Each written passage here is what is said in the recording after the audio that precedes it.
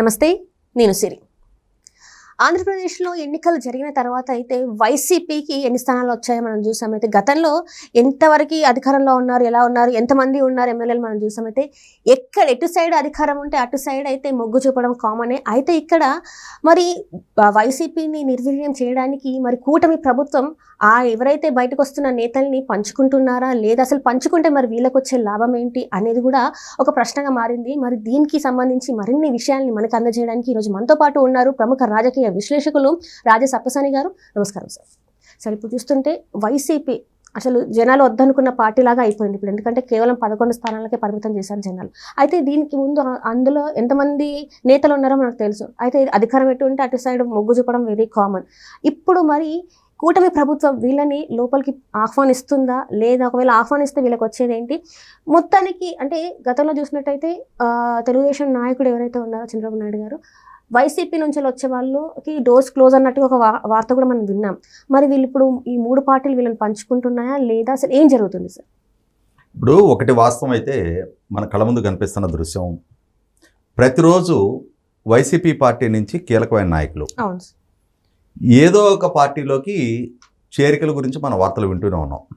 తెలుగుదేశం పార్టీలోకో, జనసేన పార్టీలోకో, భారతీయ జనతా పార్టీలోకో. అంటే ఇక్కడ అర్థమవుతున్నది ఏంటి? వైసీపీ పార్టీ నుంచి నాయకులు వలస అనేది కామన్. ఈ 3 పార్టీల్లో ఏదో ఒక పార్టీలో చేరిక కూడా కామన్గా జరిగిపోతూ ఉంది. అయితే ఈ జరుగుతున్న టైమింగ్ ఇప్పుడు ప్రజల్లో చర్చనీయాంశంగా మారింది.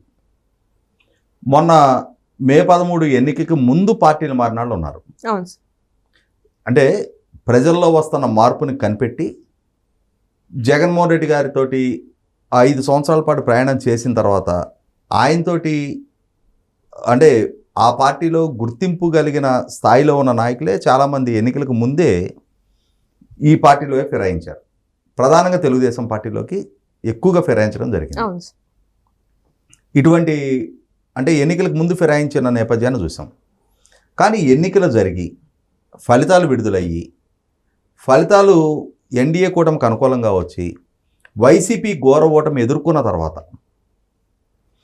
ఆ పదవీ బాధ్యతలు అధికార మార్పిడి జరిగిన తర్వాత కొత్తగా ఈ చేరికల ప్రస్థానం మొదలైంది.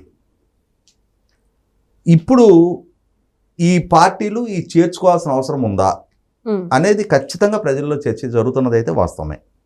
ఎందుకంటే నేను కూడా మొట్టమొదట కొంతమంది విశాఖపట్నానికి సంబంధించిన కార్పొరేటర్లు, కొన్ని మున్సిపాలిటీలకు సంబంధించిన కౌన్సిలర్లు, ఎంపీపీలు, జెడ్పీటీసీలు మొట్టమొదటిగా ఈ చేరికలు మొదలైనవి.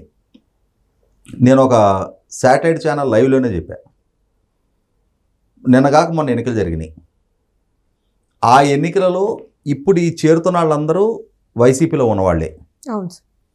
వాళ్ళు వైసీపీలో ఉండి వైసీపీ ఓటమిని నివారించలేకపోయారు. వాళ్ళు ఇవాళ మీ పార్టీలో చేరుతున్నారు. వాళ్ళు మీ పార్టీలో ఎన్నికకు ముందు మీ పార్టీలో లేకున్నా మీకు ఇంతటి ఘన విజయం ప్రజలు కట్టబెట్టారు.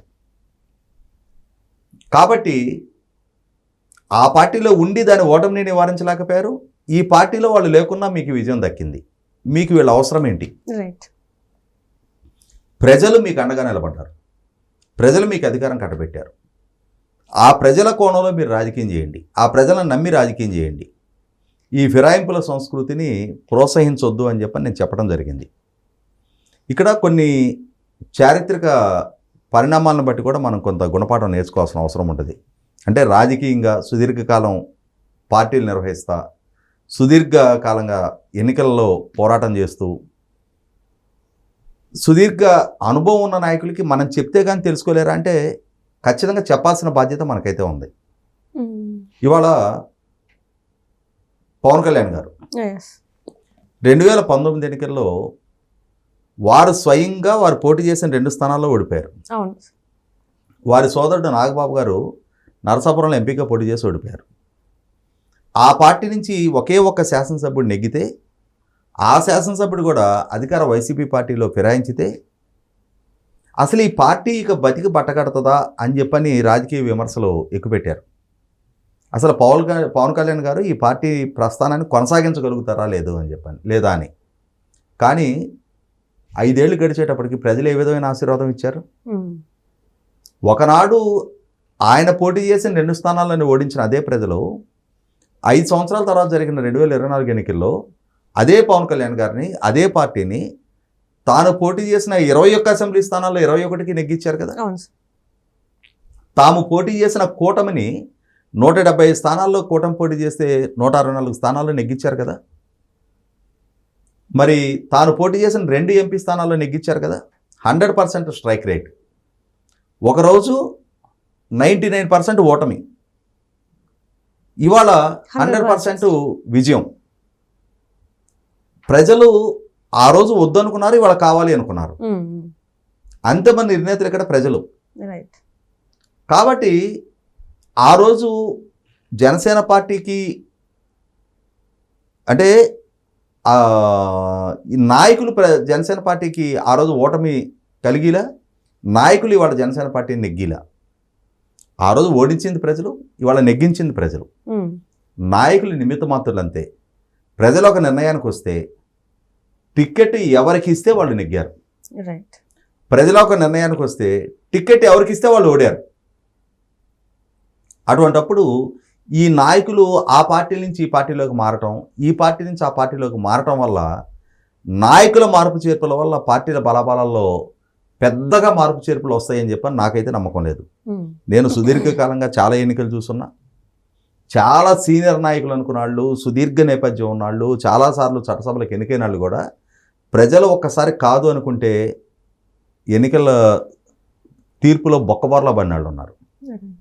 అటువంటప్పుడు ఇవాళ వైసీపీ పార్టీ నుంచి వాళ్ళ అవసరాల రీత్యా వస్తున్నారు. ఈరోజు ఎన్డీఏ కూటమికి అధికారం దక్కింది కాబట్టి ఈ వస్తున్న ప్రతి వాళ్ళని చేర్చుకోవాల్సిన నెస్టీ కూడా లేదు. ఎందుకంటే ఈ వస్తున్న వాళ్ళల్లో చాలా మంది మీద చాలా గంభీరమైన ఆరోపణలు ఉన్నాయి. ఇక్కడ కొన్ని కంపల్షన్స్ ఉన్నాయి. ఎట్లా అంటే వైసీపీ పార్టీకి కౌన్సిల్లో మెజార్టీ ఉంది. మరి జగన్మోహన్ రెడ్డి గారి వైఖరి కూడా మనకు తెలుసు. ఆయన ఎన్డీఏ కూటమి ప్రభుత్వం అధికార బాధ్యతలు చేపట్టిన నెల రోజులకే ఢిల్లీ వెళ్ళి ఢిల్లీలో ధర్నాలు చేసి నేషనల్ మీడియా ముందు ఇక్కడ శాంతి భద్రతలకు విఘాతం కలుగుతూ ఉంది, హత్యలు, ఆత్మహత్యలు, హత్యాయత్నాలు, ఆస్తుల విధ్వంసాలు చాలా దారుణంగా జరిగిపోతున్నాయి, ఈ ప్రభుత్వాన్ని రద్దు చేసి రాష్ట్ర పరిపాలన పెట్టాలి అని చెప్పని ఢిల్లీకి వెళ్ళాడు.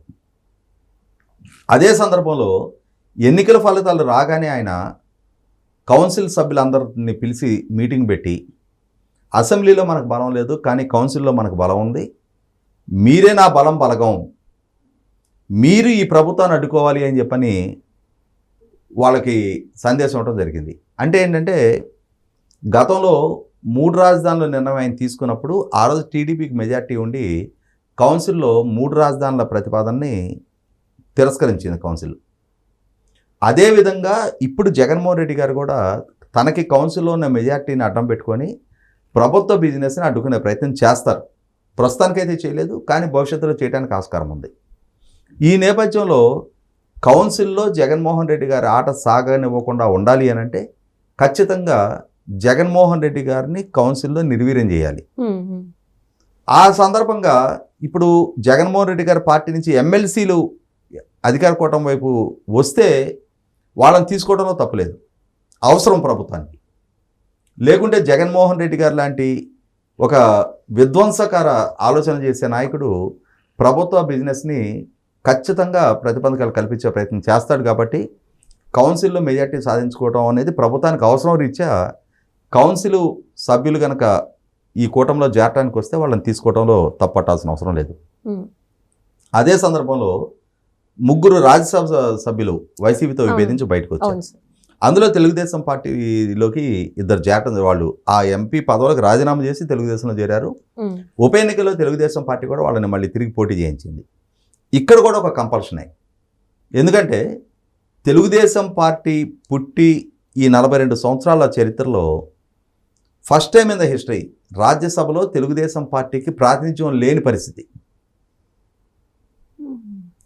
కనకమేడల రవీంద్ర కుమార్ గారు ఆయన రిటైర్ అయిపోయిన తర్వాత అప్పటికి ఉన్న తెలుగుదేశం పార్టీ రాజ్యసభ సభ్యుల్లో 4 రాజ్యసభ సభ్యులు భారతీయ జనతా పార్టీలోకి ఫిరాయించున్న నేపథ్యంలో తెలుగుదేశం పార్టీకి మిగిలిన ఏకైక రాజ్యసభ సభ్యుడు కనకమేడల రవీంద్ర కుమార్ గారు కూడా ఆయన టెన్యూర్ పూర్తయిపోయి ఆయన పదవీకాలం పూర్తయిపోయిన తర్వాత అసలు రాజ్యసభలో 2023 సంవత్సరం నుంచి తెలుగుదేశం పార్టీకి ప్రాతినిధ్యమే లేదు. ఇటువంటి పరిస్థితిలో సాఫీగా తెలుగుదేశం ప్రతినిధి బృందాన్ని రాజ్యసభకు ఎంపిక జరగాలి అని అంటే 2026 దాకా ఆస్కారం లేదు. కాబట్టి వైసీపీ తోటి విభేదించి కొంతమంది మా పదవులకైనా సరే రాజీనామా చేసి వస్తాము అని చెప్పని ముందుకు వచ్చిన నేపథ్యంలో తన పార్టీ ప్రతినిధి బృందాన్ని రాజ్యసభలో నిలుపుకోవటం కూడా అవసరం. కాబట్టి ఎందుకంటే ఇవాళ ఎన్డీఏ కూటమిలో తెలుగుదేశం భాగస్వామి, ఎన్డీఏ ప్రభుత్వంలో అధికార భాగస్వామి, లోక్సభలో 16 మంది సభ్యులు ఉన్నారు, ఇవాళ కేంద్ర ప్రభుత్వంలో 2 మంత్రులు ఉన్నారు. ఇటువంటి పరిస్థితుల్లో రాజ్యసభలో కూడా తన ప్రతినిధి బృందాన్ని ఉంచుకోవాలని అనుకుంటున్న సందర్భంలో ఆ పార్టీతో విభేదించి వాళ్ళు బయటకు వస్తున్నారు. కాబట్టి ఆ రాజీనామాను కూడా ఆహ్వానిద్దాం, కౌన్సిల్ రాజ్యసభ వరకు పరిగణలోకి తీసుకోవచ్చు. అంతేగాని కౌన్సిలర్లని, మేయర్లని, మున్సిపల్ చైర్మన్లని, మున్సిపల్ కార్పొరేటర్లని, ఎంపీపీలని, జెడ్పీటీసీలని, అలాగే మొన్న ఎన్నికల్లో పోటీ చేసి ఓడిపోయిన అభ్యర్థుల్ని వీళ్ళందరినీ తీసుకోవాల్సిన నెస్టీ లేదు. వాళ్ళు ఎన్నికలకు ముందు విభేదించి బయటకు వచ్చున్నట్టయితే, ఆ రోజు జగన్మోహన్ రెడ్డి గారితో విభేదించి వచ్చి కూటమి విజయానికి దోహదం చేస్తున్నట్టయితే ఈరోజు వాళ్ళని పరిగణలోకి తీసుకునే అర్థం ఉంది. కానీ వాళ్ళు చివరి నిమిషం వరకు ఆ పార్టీ తరఫున పోటీ చేసిన అభ్యర్థులు, అత్యంత సంస్కారహీనపై విమర్శలు చేసిన అభ్యర్థులు ఉన్నారు, ఆర్థిక అరాచకాలకు పాల్పడిన అభ్యర్థులు ఉన్నారు, అడ్డగోలుగా మైనింగ్ వనరుల్ని దోచేసిన అభ్యర్థులు ఉన్నారు. నిన్నటి వరకు ఎన్నికలకు ముందు వరకు వాళ్ళ మీద విమర్శలు ఎక్కుపెట్టున్నారు, వాళ్ళ తప్పుల్ని ప్రస్తావించారు.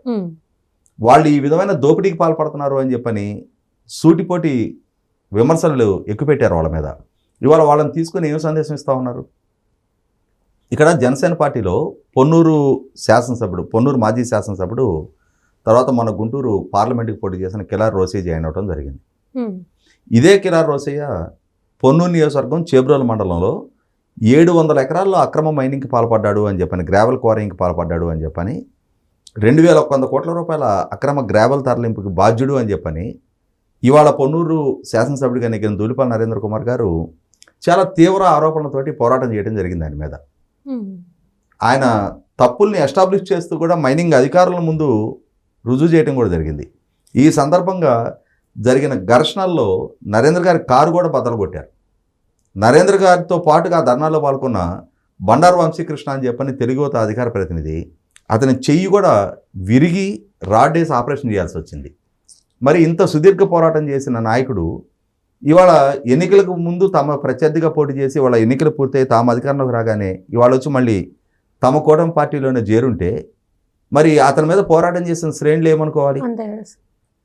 కాబట్టి ఏంటంటే ఇక్కడ రీసెంట్గా విశాఖ డైరీకి సంబంధించి కిడారి ఆనంద్, అతను విశాఖపట్నంలో వైసీపీ అభ్యర్థిగా పోటీ చేయడం జరిగింది.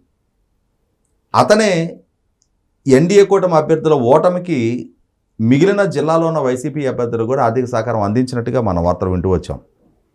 అటువంటి కిడారి ఆనంద్కు సంబంధించిన విశాఖ డైరీలో చాలా అక్రమాలు చోటు చేసుకుంటున్నాయి అని చెప్పని స్వయాన స్పీకర్ అయ్యన్న పాత్రుడు గారు ఆరోపణ చేసి దాని మీద ఒక సభా సంఘాన్ని నియమించి, సభా సంఘం రీసెంట్గా విశాఖ డైరీకి వెళ్ళి అక్కడ ఫైల్స్ రికార్డులన్నీ పరిశీలించి ఆ కన్సర్న్ అధికారులందరితోటి సమీక్షా సమావేశం ఏర్పాటు చేసి మరి ఇంత విచారణ సభా సంఘం చేసిన తర్వాత ఇవాళ ఎన్డీఏ కూటమిలో ఉన్న భారతీయ జనతా పార్టీలో కిడారి ఆనంద్ వచ్చి జాయిన్ అయ్యాడు. మరి ఇప్పుడు అతను అక్రమాలు విచారం జరుగుతాయా జరగవా? చాలా మంది అదే డౌట్ ఉంది సార్. ఎందుకంటే అందరూ బీజేపీలోకి వస్తే కేంద్రంలో ఉంది బీజేపీ కాబట్టి, ఒక నానుడు కూడా ఇక్కడ తెలంగాణలో ఏం మాట్లాడతారంటే బీజేపీలో వెళ్ళిన వాళ్ళందరూ కూడా వాషింగ్ పౌడర్ నిర్మాలాగా వాళ్ళ ఏదైతే అవినీతి పనులు చేశారో అవన్నీ క్లీన్ చిట్తో బయటకు వచ్చేస్తారని అని ఉంది. ఇప్పుడు మరి ప్రజలు వాళ్ళ ఉద్దేశం ఎలా ఉండబోతుంది సార్? ఆల్రెడీ ఒక డౌట్లో ఉన్నారు. ఇప్పుడు వీళ్ళు ఇంత మేము వీళ్ళని వద్దనుకోనే మేము వాళ్ళకి ఓట్లు వేయకుండా దూరం పెడితే మళ్ళీ వీళ్ళు తీసుకొచ్చి వీళ్ళ పార్టీలలో జాయిన్ చేసుకుంటాను. మరి ఏంది ఇప్పుడు మేము వేసిన ఓటుకి అది విలువ లేదా అన్న స్థితికి వచ్చింది. మరి ఎలా సార్? 100% విమర్శ ప్రజల నుంచి వ్యక్తం అవుతుంది అయితే వాస్తవం. ముఖ్యంగా గ్రౌండ్ లెవెల్లో ఆ నాయకులతో పోరాటం చేసిన కార్యకర్తలు మనోవేదన చెందుతూ ఉన్నారు. నిన్నటి వరకు వాళ్ళని ప్రత్యర్థులుగా భావించి మేము పోరాటం చేశాం, ఈరోజు వాళ్ళు వచ్చి మా నాయకులు సరసన కూర్చుంటా ఉన్నారు. మా పోరాటాలు వృధా అయిపోయాయి. వాళ్ళ ప్రజలు ఎన్డీఏ కూటమి మీద ఒక నమ్మకంతో గెలిపించినప్పుడు ఎన్డీఏ కూటమి అవసరం రీత్యా వీళ్ళు వచ్చి జాయిన్ అవుతున్నారు, వీళ్ళ అవసరాల కోసం వీళ్ళు వచ్చి జాయిన్ అవుతున్నారు. స్వలాభం మొత్తం పూర్తిగా. స్వలాభంకు వాళ్ళ మీద ఉన్న కేసులో వాళ్ళ అక్రమాలు వాళ్ళ వ్యాపారాలు కాపాడుకోవటానికో వాళ్ళు చేసిన అరాచకాలు బయటకు పడకుండా ఉండటం కోసం దేనికో వాళ్ళ స్వార్థం కోసం లేదు జగన్మోహన్ రెడ్డి గారితో కొనసాగితే తమ రాజకీయ భవిష్యత్తు సుస్థిరం కాదనో ఈ విధమైన ఎత్తుగడలు వాళ్ళు వేసుకుంటున్నారు. అటువంటప్పుడు పార్టీలుగా ఎన్డీఏ కూటమి పక్షాలుగా వీళ్ళెందుకు ఎంటర్టైన్ చేయాలి అని చెప్పి అనే భావన అయితే చర్చనీయాంశంగా మారుతుంది అనేది వాస్తవం. ఇక్కడ ఇంకొక చర్చ నడుస్తుంది ఏంటంటే ఈ నాయకుల్ని ఎన్డీఏ కూటమిలో ఉన్న ఏదో ఒక పార్టీలో కనుక చేర్చుకోకుండా ఉంటే ఈ నాయకులందరూ వెళ్ళి కాంగ్రెస్ పార్టీలో చేరతారు. అంటే వైసీపీలో అయితే కొనసాగడం కష్టం. ఇంకా వాళ్ళు ప్రత్యామ్నాయంగా కాంగ్రెస్ పార్టీని ఎంచుకుంటారు. కాంగ్రెస్ పార్టీ బలపడటం అనేది నరేంద్ర మోడీ గారికి ఇష్టం లేదు. అంటే ఇది స్పెక్యులేషన్, జనాల్లో జరుగుతున్న చర్చ.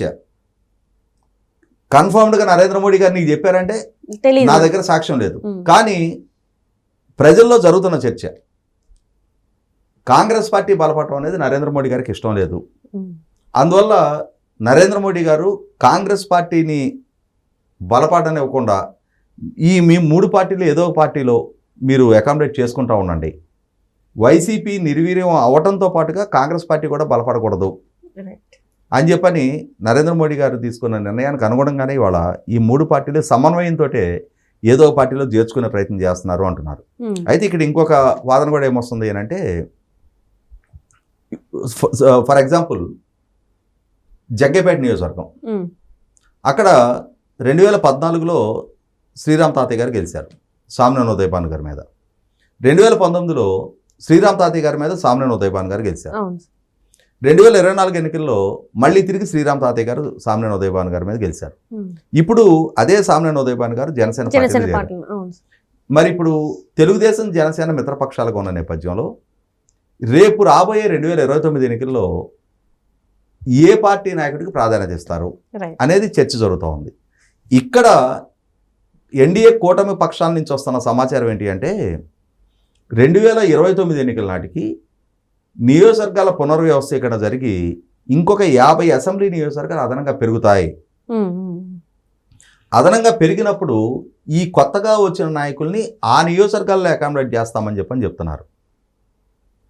ఇదే సందర్భంలో యువతరం ఏం మాట్లాడుతున్నారు అంటే దశాబ్దాల తరబడి ఇదే నాయకుల్ని కొనసాగించాలా, కొత్త తరానికి అవకాశాలు ఇవ్వరా, పదే ఎన్నికల్లో పోటీ చేసిన వాళ్ళని వీళ్ళనే రాబోయే ఎన్నికలకి ఆపై ఎన్నికలకు కూడా వీళ్ళనే రిజర్వ్ చేసి పెడతారా? 1978లో చంద్రబాబు నాయుడు గారికి రాజశేఖర రెడ్డి గారు లాంటి యువతరానికి అవకాశం కల్పిబట్టి కదా ఇవాళ దశాబ్దాల తరబడి వాళ్ళు రాజకీయాల్లో కొనసాగలుగుతూ ఉన్నారు. 1983లో ఎన్టీ రామారావు గారు ఒక కొత్త తరానికి ఆస్కారం కలిగిబట్టి కదా ఇవాళ ఇంత బలమైన నాయకత్వం రాష్ట్రంలో ఎమర్జ్ అయింది. మరొక ప్రయోగం 1994లో కూడా చేశారు కదా కొత్త తరానికి అవకాశం కల్పిస్తూ. ఇవాళ 2024లో ఎంపిక కాబడ్డ మంత్రివర్గంలో కూడా 17 మంది మొట్టమొదటిగా మంత్రులుగా ప్రమాణ స్వీకారం చేసిన వాళ్ళు, అందులో 10 మంది మొట్టమొదటిగా శాసనసభకి ఎన్నికైన వాళ్ళకి అవకాశం కల్పించారు మంత్రులుగా. మరి ఒక కొత్త జనరేషన్ రాబోయే 20-30 సంవత్సరాల పాటు రాజకీయాల్లో మనగలిగే కొత్త తరానికి అవకాశం కల్పించే ప్రయత్నం జరగాలి తప్ప మళ్ళీ తిరిగి ఎన్నికల్లో ఓడిపోయిన ఇదే అవుట్డేటెడ్ వాళ్ళనే మళ్ళీ ఎన్నికల్లో కూడా కొనసాగించాల్సిన అవసరం ఏంటి అనేది రాజకీయ పక్షాల్లో ఆశలతో పనిచేస్తూ ఉన్న యువతరం ప్రశ్నిస్తూ ఉన్నారు. కాబట్టి ఈ అంశం కూడా చాలా సీరియస్ అంశం.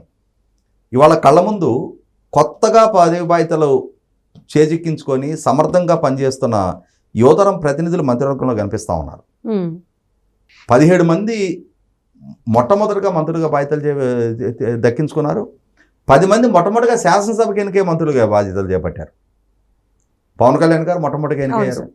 మరి ఇటువంటి వాళ్ళు 10 మంది ఉన్నారు.